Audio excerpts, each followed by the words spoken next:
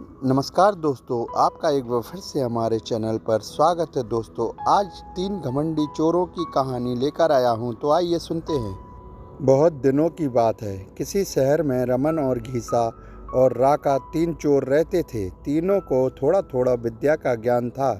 तीनों चोरों को विद्या का ज्ञान प्राप्त होने के कारण बहुत घमंड था।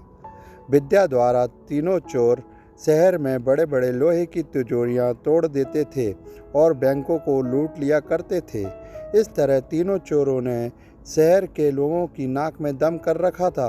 एक बार तीनों चोरों ने एक बड़े बैंक में डकैती करके सारा माल उड़ा दिया। तब पुलिस को खबर हुई तो तीनों चोरों को पकड़ने के लिए तलाश करने लगी, मगर तीनों चोर पास ही के एक घने जंगल में भाग गए। तीनों चोर ने देखा कि जंगल में बहुत सी हड्डियां बिखरी पड़ी हैं। रमन ने अनुमान लगाकर कहा, ये तो किसी शेर की हड्डियां हैं।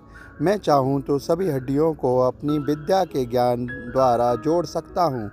घीसा को भी विद्या का घमंड था, सो वह बोला, अगर ये शेर की हड्डियां हैं तो मैं इनको अपनी विद्या द्वारा शेर की खाल तैयार कर उसमें डाल सकता हूँ।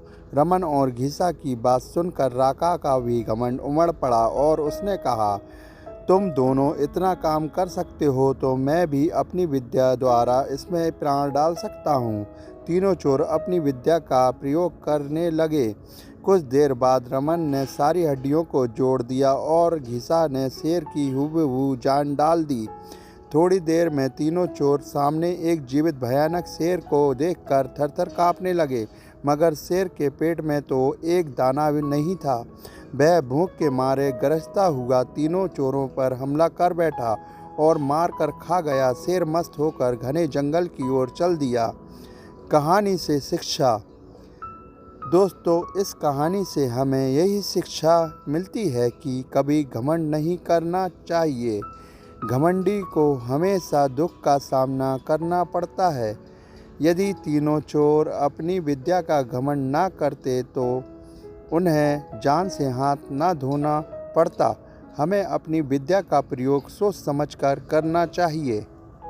दोस्तों, आपको ये कहानी कैसी लगी आप हमें कमेंट करके बता सकते हैं, और अगर अच्छी लगी हो तो हमारे चैनल को सब्सक्राइब करना ना भूलें। साथ ही बेल आइकॉन का बटन ज़रूर दबाएं, जिससे कि ऐसी ही वीडियो आपको पल पल मिलती रहे। तो तब तक के लिए धन्यवाद दोस्तों। जय हिंद, जय भारत।